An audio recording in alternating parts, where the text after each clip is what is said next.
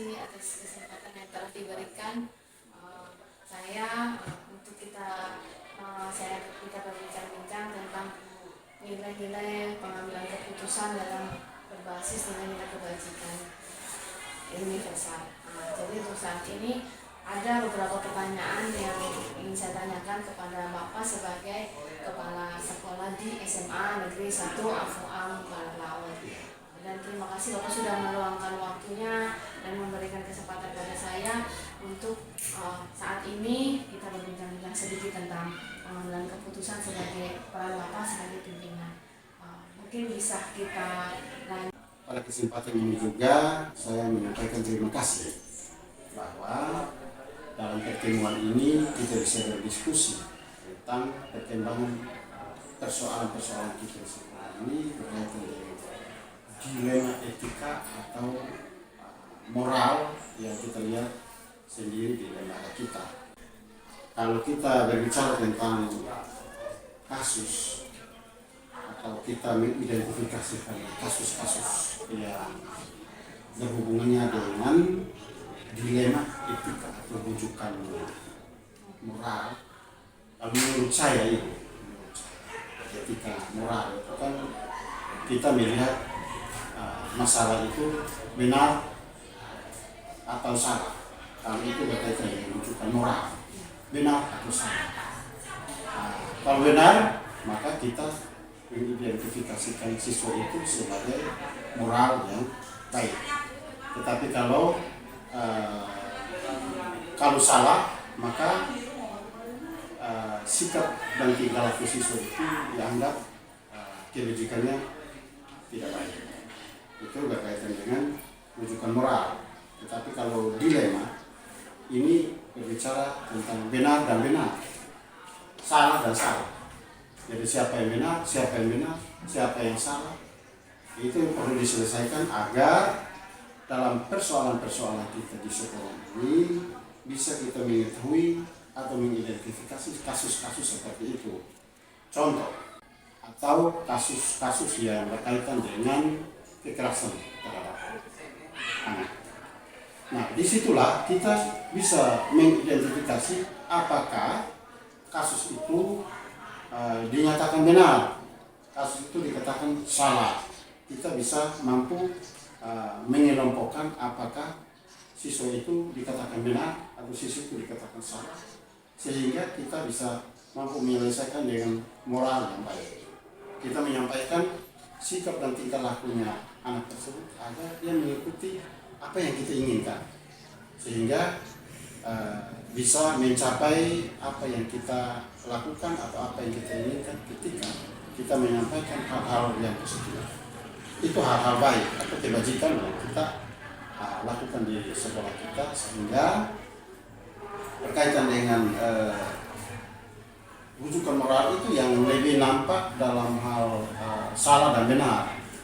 Jadi kita berharap agar dengan adanya kasus-kasus ini kita bisa mampu mengidentifikasi itu dan juga kita menyampaikan hal-hal positif yang mana siswa itu mengerti tentang kasus di mana ini baik dan ini tidak baik. Mungkin hal yang pertama. Itu hal yang pertama. Kemudian hal yang kedua itu berkaitan dengan pengambilan keputusan. Dalam pengambilan keputusan, Ibu, berkaitan dengan masalah, tentu kita melihat masalah, kita ambil data.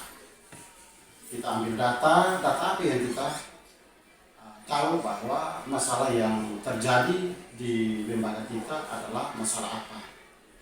Kita ambil data, itu yang pertama. Yang kedua, selesai kita mengambil data, kita menganalisis data itu atau kasus yang kita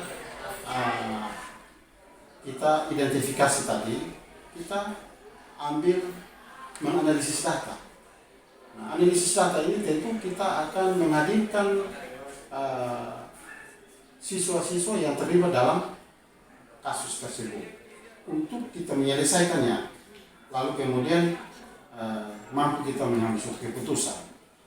Lalu Untuk langkah-langkahnya Bapak, mungkin ada prosedur yang biasa dilakukan selama ini ya, dalam pengambilan keputusan. ya dalam pengambilan keputusan ini saya mengidentifikasi ada 8 hal. Ada 8 hal itu berarti pertama tadi kita definisi masalah. Yang kedua pengumpulan masalah.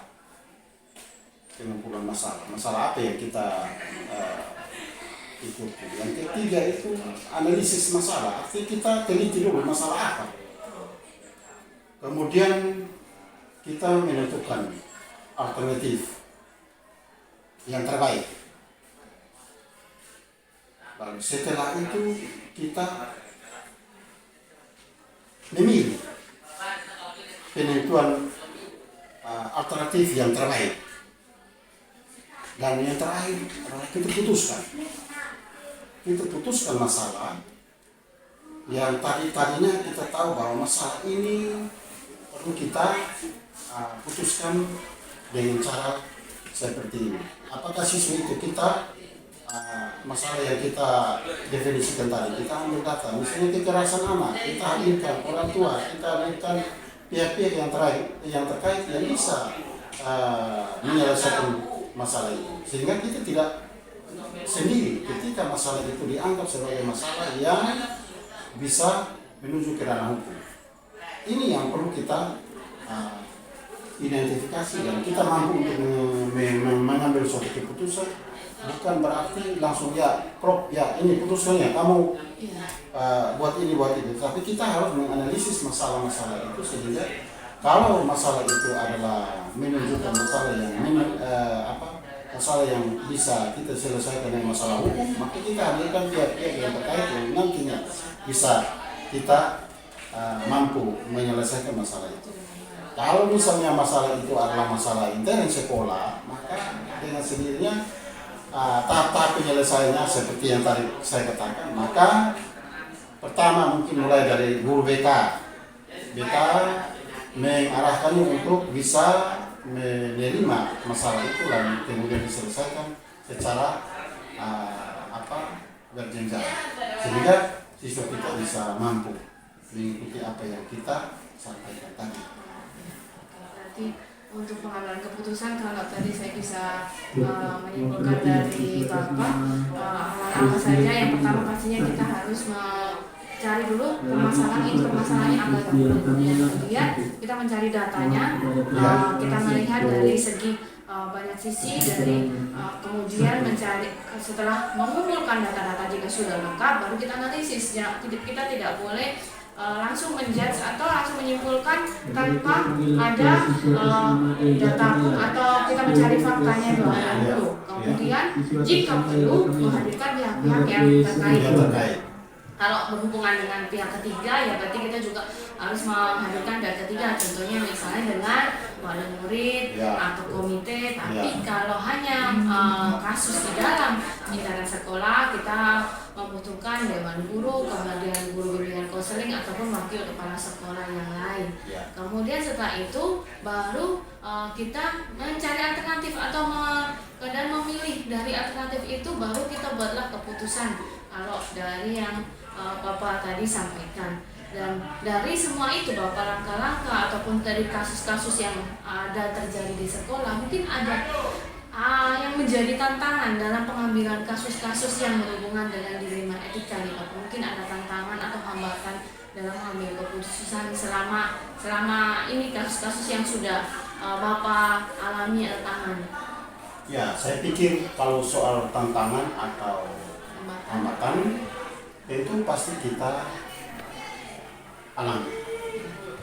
Dalam hal ini tentu kita tidak bisa dengan serta-merta kita membiarkan saja begitu, tetapi melalui hambatan kita mencoba untuk menyelesaikannya.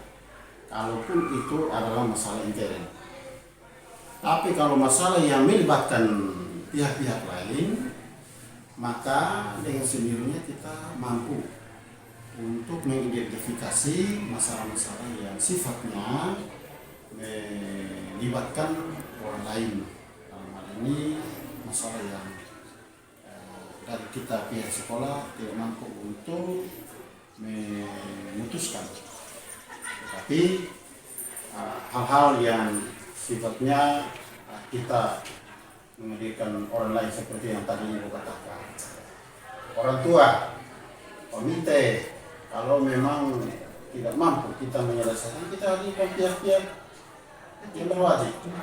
Dalam hal ini kepolisian. Dalam rangka apa? Mungkin di sekolah kita ya sebatas kita membina. Tapi kalau sudah melebihi apa yang kita inginkan, otomatis kita menghadirkan pihak-pihak dalam hal ini pihak kepolisian untuk bisa membantu kita untuk membina anak-anak yang sikap dan tingkah laku seperti itu. Itu berkaitan dengan hambatan dan juga tantangan. Kalau dalam mengambil keputusan itu apakah biasanya Bapak ada jadwal atau langsung diselesaikan di dalam tempat itu dan waktu itu juga, atau ada prosedur lain misalnya atau bentuk lain, misalnya apakah perlu dirapatkan dahulu dengan dewan guru atau hanya perlu dengan BK, ataupun perlu kalau misalnya melihat situasi atau kondisi yang sudah berlebihan perlu di waktu lain, atau kalau langsung saja Bapak untuk membuat keputusan dan menyelesaikan masalah? Ya, jadi kalau masalah-masalah seperti itu tentu kita tidak bisa dengan serta-merta langsung mengambil sebuah keputusan yang nantinya efeknya akan melebar. Tetapi secara bertahap kita di satuan pendidikan itu mulai dari wali kelas. Setelah itu diikuti dengan BK. Jadi ada kerjasama antara wali kelas dan BK ini mengidentifikasi kasus tadi itu. Setelah itu bisa dinaikkan lagi ke kesiswaan. Tugas kesiswaan adalah mengumpulkan itu masalah itu lalu kemudian bisa diselesaikan secara intern di sekolah kita. Kalau misalnya masalah itu toh itu pun juga tidak bisa diselesaikan, maka kita bisa mencoba untuk kita bersama-sama menyelesaikannya dengan kita buat pertemuan bersama untuk kita mengambil suatu keputusan bersama. Sehingga langkah-langkahnya adalah mungkin kita buatkan sebuah pertemuan untuk menghadirkan pihak-pihak lain. Salah satunya adalah kita membuat surat panggilan kepada orang tua siswa untuk mempertanggungjawabkan sikap dan tingkah laku dari siswa tersebut. Sehingga dengan tidak serta-merta kita langsung mengambil sebuah keputusan, tetapi ada tahapan-tahapan yang kita harus lakukan itu sehingga siswa kita tidak korban. Jadi tidak bisa langsung serta-merta untuk langsung mengambil keputusan ya Pak, atau menyelesaikan, perlu adanya tahapan yang harus dilalui. Tahapan yang perlu kita lakukan. Ya. Selain itu Bapak, mungkin ada seseorang ataupun faktor-faktor yang bisa mempermudah Bapak dalam mengambil keputusan, atau ada orang yang membantu Bapak dalam mengambil sebuah keputusan dalam kasus-kasus di Medika ini Bapak? Iya, jadi begini, kalau ada pihak-pihak yang membantu itu apabila sekolah itu dapat meningkatkan persoalan itu ke pihak-pihak yang berwajib. Tentu kepala sekolah dengan tidak bisa berjalan sendiri, tetapi mungkin saya minta bantuan dari pihak yang berwajib. Contoh masalah-masalah yang sifatnya ada tindakan kekerasan yang melebihi batas dan bisa menimbulkan korban antara siswa dengan guru, sehingga kita berkolaborasi untuk menghadirkan pihak-pihak yang bisa membantu saya, karena tidak mungkin saya langsung mengambil keputusan lalu kemudian siswa tersebut tidak puas lalu kemudian dia keluar dan membersihkan persoalan di luar. Dan bagaimana caranya, mungkin faktor-faktor yang saya harus ikuti itu adalah siswa tersebut kita mengetahui nilai-nilai apa yang kita hadapi bersama dengan siswa tersebut. Apakah bertentangan dengan kita atau tidak? Kalau dia bertentangan dengan kita, maka dengan sendirinya saya minta bantuan dari pihak lain. Dan mungkin seperti yang tadi saya bilang, siapa yang terlibat dalam persoalan-persoalan itu? Tentu seperti yang tadi saya dan ibu kita sudah bisa mengetahui. Mungkin saya hadirkan orang tua, itu pertama. Orang tua, saya panggil orang tua, datang, kita selesaikan. Kalau memang tidak bisa, orang tua tidak puas, maka saya hadirkan pihak-pihak lain seperti ya, komite membantu saya, sehingga bisa kita selesaikan persoalan-persoalan seperti ini. Mungkin itu yang berkaitan dengan faktor-faktor yang mungkin kalau ketika saya tidak mau untuk mengambil sebuah keputusan. Itu kalau misalnya berhubungan dengan ketiga ya Pak. Tapi kalau misalnya hanya masalah intern, misalnya tentang siswa tersebut, misalnya tentang kenaikan kelas atau tentang kehadiran atau mungkin ada masalah misalnya kayak seperti siswa ini sebenarnya rajin tapi tiba-tiba dia sakit atau mungkin yang sakitnya ini bisa berbulan-bulan dan akhirnya mengakibatkan kehadiran atau mungkin tidak bisa ujian, tapi dan itu kan hanya masalah intern di sekolah. Apakah Bapak langsung membuat keputusan atau menghadirkan wali kelas atau dewan guru atau bagaimana itu Bapak? Ya, Selain jadi dengan wali guru. kalau kasus seperti begitu, saya pikir itu intern sekolah. Intern sekolah yang tahapan-tahapannya itu kita mengetahui keberadaan siswa. Dia alasan tidak masuk sekolah karena apa? Sakit kok atau mungkin sengaja untuk tidak mau datang sekolah. Kita perlu identifikasi masalah itu. Sehingga yang bisa mengetahui itu adalah wali kelas. Wali kelas mengetahui siswa. Sehingga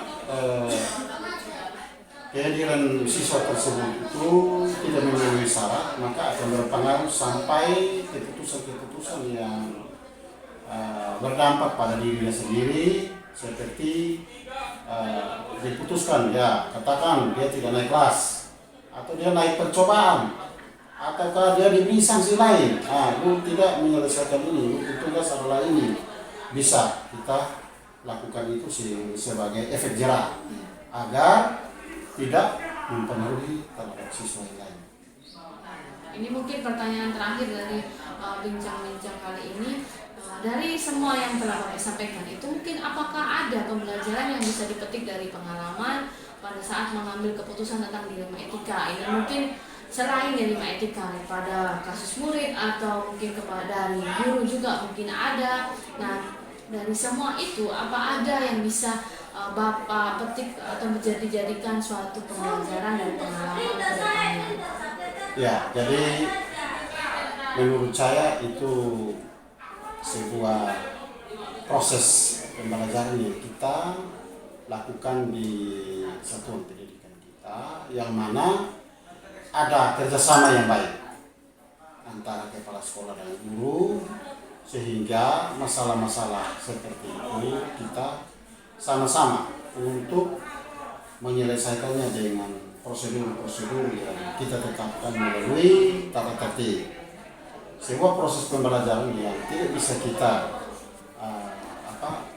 biarkan, atau tetapi sebuah pembelajaran yang kita anggap itu bahwa tentu akan mendatangkan sebuah masalah yang besar Tetapi untuk kita hadapinya dengan penuh tanggung jawab, maka kita selalu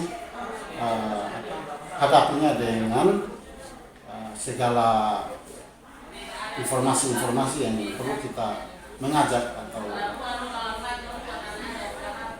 siswa untuk dia bisa ada dalam situasi di mana kita bisa menyampaikan hal-hal yang positif pada siswa tersebut. Jadi itu menjadikan suatu pembelajaran bagi semua warga sekolah, Bapak ya, bukan hanya dari Bapak sebagai pimpinan, tapi juga sebagai lembaga kita sendiri di dalam sekolah, karena agar juga kedepannya bisa membuat keputusan-keputusan yang bisa dipertanggungjawabkan dan mungkin sesuai dalam aturan dan sesuai dengan pada prinsip-prinsip sekolah ini sendiri, yang kalau di dalam modul ini sekolah itu adalah disebut sebagai institusi moral. Nah, mungkin dalam kasus-kasus delima etika bukan hanya kasus pada murid, tapi juga ada juga mungkin pada guru misalnya. Ya. Jadi itu adalah dari tadi pertama bagaimana identifikasi kasus sampai pada mengambil keputusan, dan sampai akhirnya di akhir adalah tentang apa pembelajaran yang bisa kita petik dari semua studi kasus yang sudah terjadi yang selama Bapak menjadi pimpinan atau kepala sekolah di negeri SMA 1 Ampoang Barat Laut. Ya. Mungkin terakhir. ini terakhir dari saya, dan saya juga sudah berterima kasih kepada Bapak atas kesempatan yang diberikan, dan saya juga bisa bertanya atau wawancara Bapak, dan kita bisa sharing tentang bagaimana mengambil keputusan yang sesuai dengan nilai-nilai kebajikan yang atau mungkin moral ataupun norma-norma yang berlaku yang harusnya misalnya kita tegakkan dan ajarkan di siswa-siswi SMA Negeri 1 Ampoang Barat Laut. Ya, mungkin juga saya menyampaikan juga terima kasih. Harapan saya melalui wawancara ini juga ingin mengetahui tentang masalah atau kasus-kasus seperti ini agar kita mampu mengidentifikasi, mampu menyelesaikannya dengan cara-cara yang benar, dan harapan untuk calon guru penggerak untuk dalam menyelesaikan segala tugas-tugas yang berkaitan dengan calon guru penggerak, kita harapkan melalui ilmu-ilmu ini mari kita kembangkan ilmu kita, dan lebih banyak kita menyelesaikan masalah itu dengan menghadirkan pihak-pihak yang lain dengan tujuan untuk kita mensejahterakan siswa atau membahagiakan siswa yang berpihak pada murid. Terima kasih Bapak, mungkin semoga harapan ini bisa terwujud, saya juga bisa mewujudkan teman-teman yang lain yang akan mungkin mendaftar di calon guru penggerak selanjutnya. Dan saya juga sekali lagi terima kasih, saya bisa belajar banyak dari wawancara yang kita hari ini. Sekali lagi terima kasih Bapak, selamat pagi.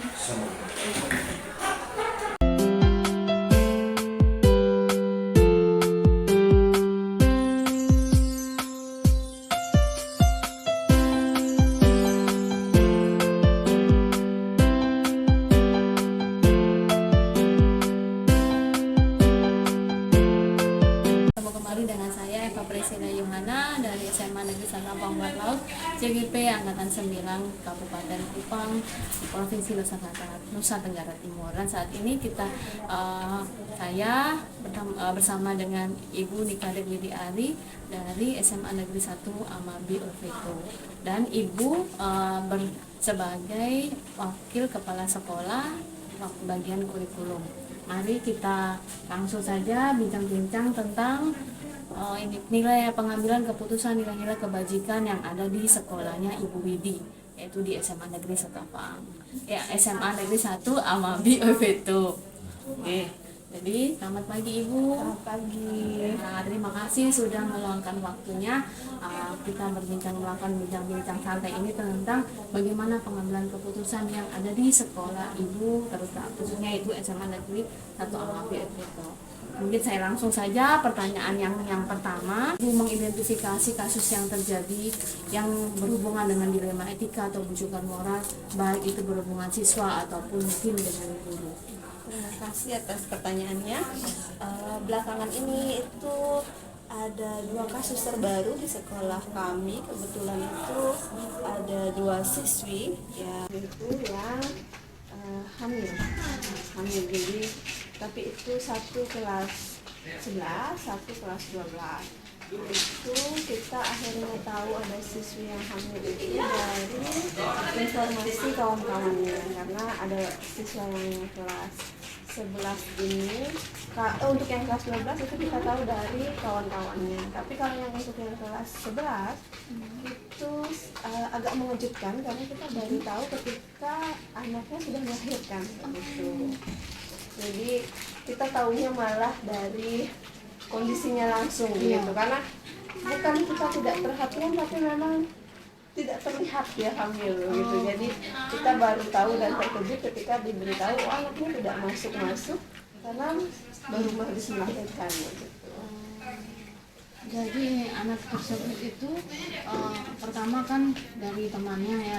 Yang kelas 12 itu dari teman-temannya, karena teman-temannya bilang kan tidak masuk berapa hari, jadi kami dari pihak sekolah menanyakan kenapa tidak masuk gitu. Jadi kawan-kawan bilang ibu itu ada hamil gitu. Jadi setelah itu wali kelas melakukan cross check dan betul memang sementara hamil. Berarti untuk identifikasinya bisa juga bertanya daripada siswa-siswi, kemudian juga melihat masyarakat. Nah, kalau sudah kasus yang seperti itu, Ibu bagaimana mengambil keputusan di sekolah? Terutama jika berhubungan dengan nilai-nilai kebajikan atau moral atau adat istiadat mungkin di daerah itu sendiri. Kalau kebetulan kami itu langsung melaksanakan rapat bersama guru-guru gitu. Cuma memang ada sedikit perbedaan pendapat. Misalnya ada beberapa guru yang berpikiran untuk dikeluarkan saja gitu. Tapi ada beberapa guru yang merasa kalau anaknya masih mau bersekolah dan tidak malu, diizinkan untuk bersekolah kembali gitu. Jadi itu sudah sampai dilaksanakan rapat bersama dan kita bersepakat untuk menunggu dari pihak siswanya. Jadi kita dari sekolah tidak mengeluarkan, tapi menunggu dari pihak siswanya. Kalau mereka datang dan mau lanjut sekolah, maka kita terima. Karena yang terutama kalau untuk yang kelas 3 itu kan tinggal 3 bulan lagi itu sudah ujian begitu. Rasanya sayang kalau harus berhenti gitu. Terus kalau untuk yang kelas 11 kebetulan setelah melahirkan anaknya meninggal. Jadi kalau dikeluarkan dengan kondisi seperti itu juga ya kasihan saja, karena dia masih mau sekolah, dia masih mau datang ke sekolah. Oke, kalau begitu berarti pengambilan keputusan ini biasanya berhubung tetap ada diskusi, konsultasi dengan para dewan guru. Kemudian pertama kalau jika kasusnya seperti itu koordinasi dengan siswa dan keluarganya. Nah, selain itu mungkin ada langkah-langkah atau prosedur sendiri dari sekolah, apakah ada aturan tertentu tentang mengenai kasus tersebut? Kebetulan di sekolah kami ini tidak ada aturan tertulis siswa itu dikeluarkan kalau dia hamil. Jadi ketika kita mau mengeluarkan juga agak sulit ya, karena kita belum pernah menyepakati itu dengan orang tua gitu. Jadi ya akhirnya begitu. Kalau dulu ada siswa yang dia keluar dengan sendirinya, tapi kalau khusus yang kejadian saat ini kebetulan wali kelasnya sudah sampai ke rumahnya juga, dan orang tua juga menginginkan anaknya tetap bersekolah gitu. Jadi ya sudah, kami dari pihak sekolah ya sepanjang anaknya bisa mengikuti pembelajaran dan yang paling penting kan tidak ada rasa malu. Kalau anaknya tidak malu ya bisa saja lanjut sekolah, dan kebetulan teman-temannya lumayan mendukung juga untuk anak ini bisa masuk kembali. Jadi sudah dia tetap bersekolah gitu. Walaupun sebenarnya kan kalau kita melihat dari norma yang berlaku di masyarakat untuk hamil di luar nikah itu sesuatu yang tidak biasa sebenarnya. Walaupun kalau kita lihat di daerah lingkungan sekolah saya, hamil di luar nikah itu seperti sudah biasa terjadi gitu. Mereka menganggap hal itu ya biasa saja, yang penting nanti ada yang bertanggung jawab. Tapi kalau yang ini kan, anak-anak ini yang saya lihat tidak ada orang yang bertanggung jawab. Maksudnya tidak menikah karena kan mau sekolah, ini tidak menikah, jadi misalnya kan tidak ada orang yang mau bertanggung jawab. Nah, kalau seperti itu, apakah itu sudah efektif dalam mengambil keputusan? Tadi kan bilang sebenarnya ini juga bukan pertama ya, maksudnya kalau lagi-lagi kan sudah mungkin hal yang banyak lah yang sudah terjadi. Nah, apakah ada sekolah selama ini dalam mengambil keputusan itu sudah efektif, atau mungkin ada mau dibuat langkah lain atau nanti dibuatkan aturan atau bagaimana? Sebenarnya kalau bilang efektif tidak, sebenarnya ya akhirnya karena kita tidak ada peraturan yang baku atau jelas gitu, akhirnya ya mungkin tidak setiap tahun, tapi mungkin ya berapa tahun sekali akan ada saja kasus yang seperti itu. Dan kita akhirnya karena kasusnya sudah ada, ya kita sudah, sepanjang anaknya masih mau sekolah, sudah sekolah. Kalau tidak mau lagi ya dia keluar dengan sendiri. Jadi tidak ada yang dari sekolah yang mengeluarkan gitu.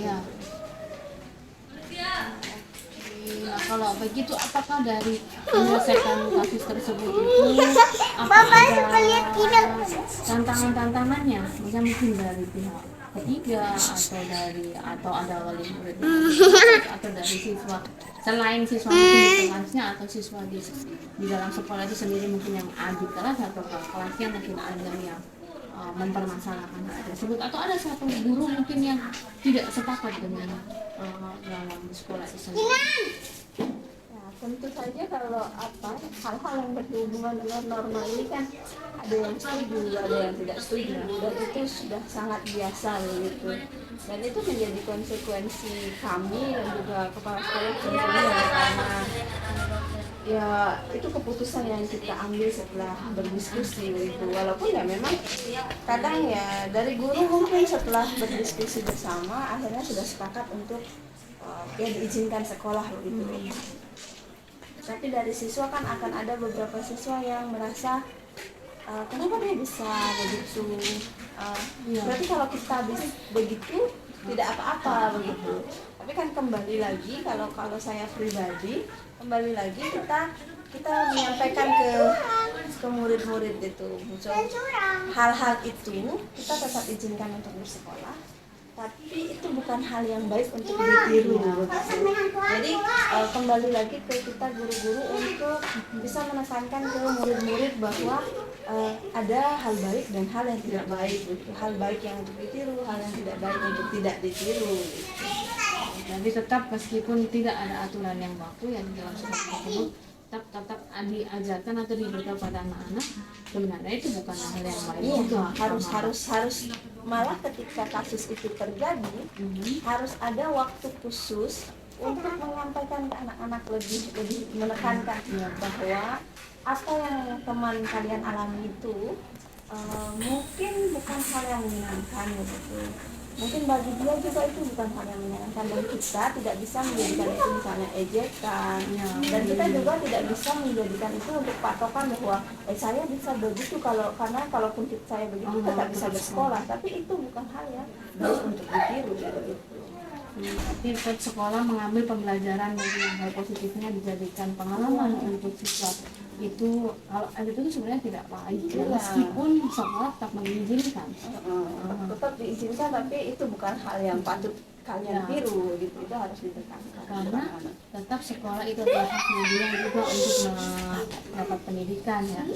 Selain itu mungkin adakah misalnya setelah misalnya tahu tadi ya posisinya seperti itu, apa ada jadwal khusus atau mungkin ada perlu waktu atau mungkin ibu dengan sekolah langsung membuat keputusan, apakah perlu dulu berkonsultasi dahulu atau berkoordinasi atau rapat dahulu ataukah langsung menyelesaikan masalah tersebut dan membuat keputusan tanpa adanya diskusi dengan dulu.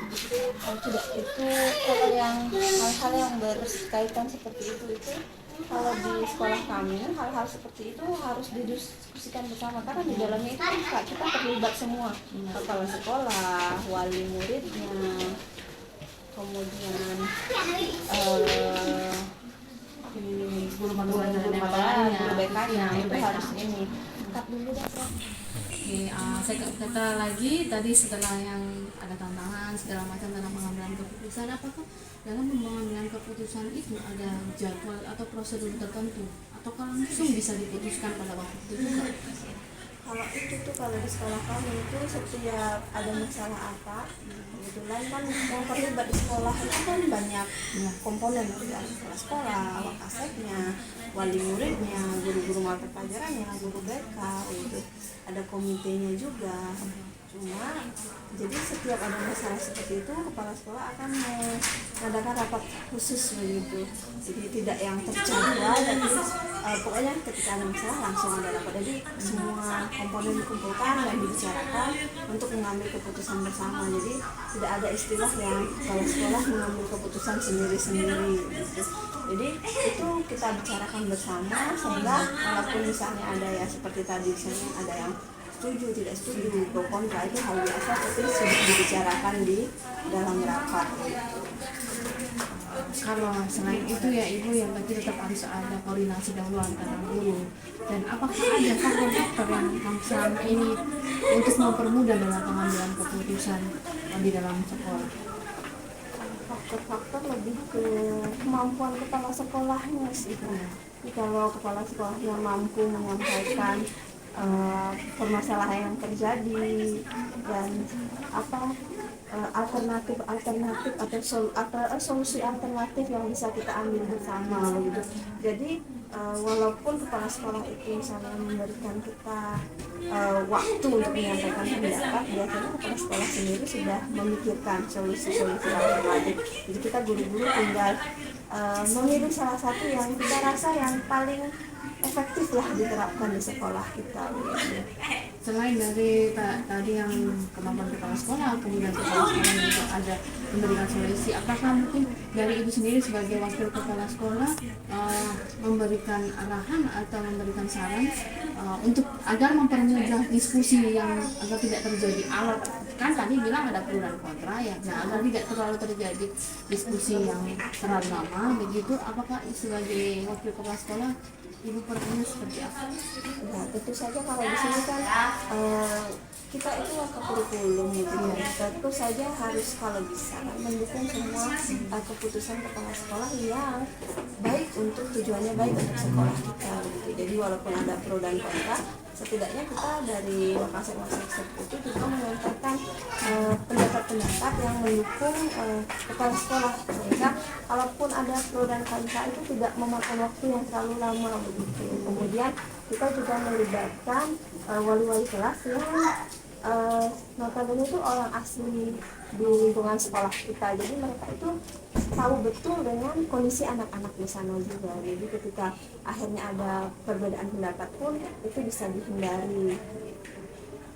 Nah, mungkin ini yang terakhir dari yang tadi pengalaman dari kasus-kasus yang sudah disampaikan, mungkin apakah ada pembelajaran yang bisa dipetik dari pengalaman dalam mengambil keputusan yang berhubungan tentang dilematika, khususnya yang berhubungan tentang siswa ini? Tentu saja, mungkin setiap permasalahan yang terjadi di sekolah kita itu tentu saja akan menjadi bekal untuk kita juga kalau di kedepannya kita menemui masalah yang sama gitu. Jadi permasalahan-permasalahan yang muncul di sekolah kita itu akhirnya bisa menjadi pembelajaran untuk kita, supaya nanti ke depan kalau suatu hari kita misalnya yang kita yang misalnya kepala sekolahnya tidak ada gitu, mau tidak mau kita yang harus terjun langsung begitu menghadapi hal itu. Setidak-tidaknya kita juga bisa mengambil keputusan yang sama efektifnya atau minimal sama baiknya lah gitu, dan berdampak baik juga untuk sekolah kita. Jadi dari sepanjang kita tadi pembicaraan kita, segala sesuatu pengambilan keputusan itu tidak bisa dilakukan oleh sendiri meskipun itu kepala sekolah sendiri, dan juga tetap harus ada koordinasi dalam sekolah tersebut sesama semua komponen, dari tidak hanya wakil kepala sekolah tapi juga wali kelas, guru ataupun guru BK ataupun siswa itu sendiri. Dan sekali lagi semua kasus atau permasalahan itu akan menjadi pembelajaran dan bekal sebagai ibu juga mungkin atau guru yang lain jika suatu saat nanti akan dihadapkan permasalahan yang sama Bisa jadi bekal. dan apalagi jika kepala sekolah tersebut tidak ada, bagaimana kita memposisikan diri kita sebagai pemimpin dalam sekolah tersebut. Oke, terima kasih Ibu Lili atas kesempatan dan waktu yang diberikan.